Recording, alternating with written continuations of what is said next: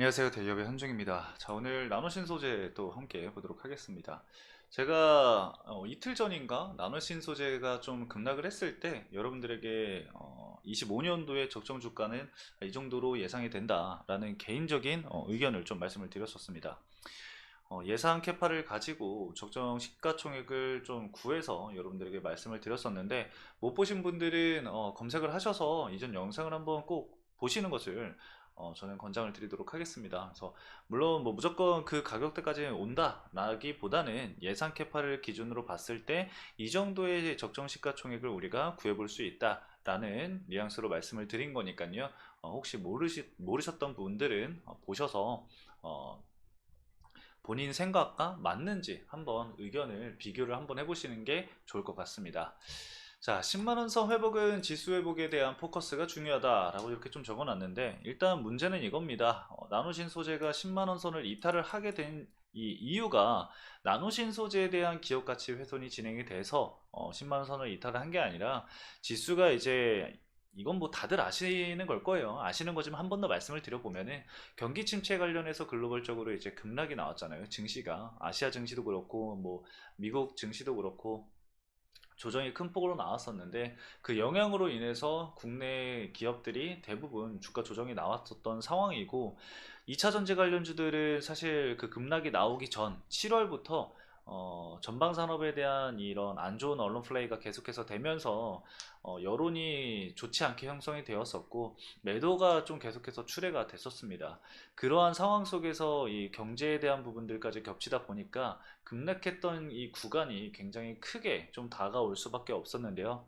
이러한 부분들을 우리가 봤을 때 그럼 해당 기업 가치가 정말로 훼손이 돼서 주가가 조정이 나왔는지 안 나왔는지 그런 부분들을 좀 봐야 된다고 생각을 해요. 근데 방금도 말씀을 드렸다시피 나노신 소재에 문제가 있어서 조정이 나온 것은 아니다 라고 좀 말씀을 드렸잖아요. 그래서 7월에 하락했었던 구간에서 외국인 수급이 유입이 됐다라는 부분들 우리가 꼭 알고 넘어가야 되는 부분이라는 점 말씀을 드리고 싶고요.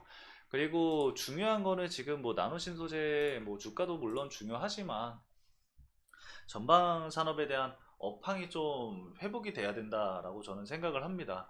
그리고 한 가지 더 회복을 해야 되는 게 뭐냐면은 이 2차 전지 섹터에 대한 투자자들에 대한 신뢰 그런 부분들이 좀 회복이 돼야 된다고 생각을 해요. 뭐 물론 일부 지수가 회복이 되면서 어, 단계적으로 지수 회복과 함께 주가가 회복하는 경우도 있지만 개별적인 이제 이슈들이라던가 이런 부분들이 나오면서 상승 모멘텀에 대한 이런 트리거가 될 수 있는 기사들이 나와줘야 하는데 오히려 반대로 지금 뭐 전기차 화재 관련해서 이제 이슈가 나오면서 이 전기차에 대한 신뢰도가 굉장히 떨어지고 있는 상황이잖아요. 그래서 그런 부분들을 고려해 봤을 때, 현재 이 나노신 소재만의 주가를 우리가 볼 게 아니라 전반적인 부분들을 다 봐야 한다라고 좀 말씀을 드리고 싶습니다. 일단은 엔벨로프 선을 터치를 하고 가매도 구간에 진입한 만큼 기술적 반등이 한 차례 좀 나와줬었는데 지금 매물대 구간에서 자리를 좀 만들어갈 가능성이 저는 매우 높다라고 생각을 해요. 시장에 크게 반등이 나오지 않는 이상 해당 가격대에서 좀 박스권을 그리지 않을까 생각이 듭니다. 근데 만약에 이 박스권을 이탈을 하게 되잖아요. 박스권이 지지 구간을 이탈을 하게 되면은 이전에 있었던 박스권 지지 구간 라인이기 때문에 해당 구간 이탈 시 뭐다? 지금 여기 선이 안 보이는데 촬영 잠시만요. 보시죠. 해당 지지 구간을 이탈을 하게 되면은 투매 물량이 나올 수 있습니다. 손절매라던가 투매 물량 이러한 부분들이 나올 수가 있기 때문에 출회가 될 수 있기 때문에 주의를 해야 되는 구간은 맞습니다. 그렇기 때문에 해당 가격대 구간에서 자리를 좀 잡아가는 과정이 나와줘야 되는 게 저는 좀 중요하다라고 생각을 하고 있어요. 그리고 그 과정 속에서 전방산업 여부도 굉장히 중요하겠죠. 제가 올해 이 가장 중요하게 바라보고 있는 이벤트가 미국 대선입니다. 뭐 물론 여러분들도 뭐 그렇게 생각을 하고 계시겠지만 그리고 금투세 관련해서도 이제 뭐 얘기를 해볼 수가 있겠는데 뭐 금리 인하도 있고 이번 연도 하반기에 불확실성을 좀 확대시킬 수 있는 이벤트들이 진짜 많이 남아 있는 것 같아요. 근데 뭐 금투세라던가 뭐 이런 거는 저희가 뭐 예상을 할 수가 없으니까 눈에 보이는 것도 없고 그렇기 때문에 그런 거는 좀 제외를 하고 직접적으로 2차 전지에 좀 큰 변동폭이 나타날 수 있는 부분들이 미국 대선이라고 생각을 합니다. 근데 지금 현재 미국 대선이 굉장히 재밌는 이 기조로 흘러가고 있는 상황이에요. 해리스 부통령이 트럼프 전 대통령의 이 여론조사를 뛰어넘었죠. 지금 다자간도 그렇고 1대1도 그렇고 뛰어넘은 상황인데 더욱 재밌는 거는 이 현재 그 베팅 사이트인 이 폴리마켓에서 해리스 부통령이 지금 역전을 했습니다. 아까 49%였는데 지금 50%로 지금 상승을 하면서 트럼프 전 대통령의 이 당선 확률을 넘어버렸습니다. 최근까지만 보더라도 이 트럼프 전 대통령이 72%의 확률을 가지고 있었거든요. 그리고 이제 해리스 부통령이 이때 당시에는 6% 정도를 기록을 하고 있었는데 가파르게 굉장히 빠른 속도로 따라잡으면서 오늘 역전을 했습니다. 해리스 부통령이 50%, 트럼프 전 대통령이 49%.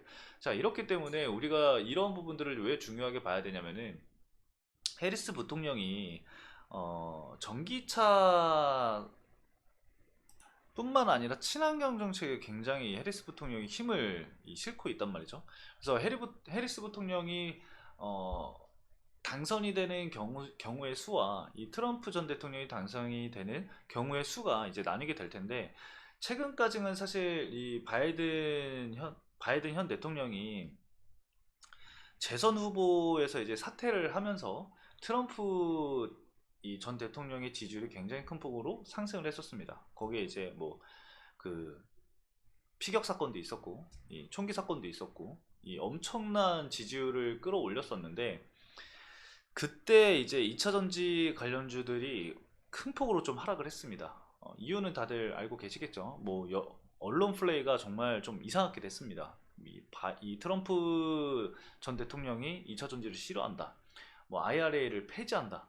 뭐 이러한 언론 플레이를 하게 되면서 2차 전지 관련들이 굉장히 큰 폭으로 좀 하락을 했습니다. 그러니까 결국에는 안 좋은 쪽에 대한 부분이 악재는 이미 선반영이 되어 있다고 저는 생각을 해요. 그렇기 때문에 추후에 이제 해리스 부통령이 당선이 될 경우에는 불확실성 요소 해소로 인해서 강한 회복세가 나올 것으로 저는 기대를 한다. 라는 거죠. 그래서 그러한 부분들을 우리가 앞으로 좀 지켜봐야 되는 부분이라고 생각을 하고요.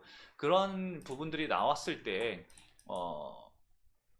실질적으로 이 매출 성장이라던가 이런 부분들이 2025년도에 성장을 할 것으로 예상이 되는 부분들도 있기 때문에 그러한 부분들이 겹치는 25년도부터의 본격적인 성장을 우리가 좀 지켜봐야 된다.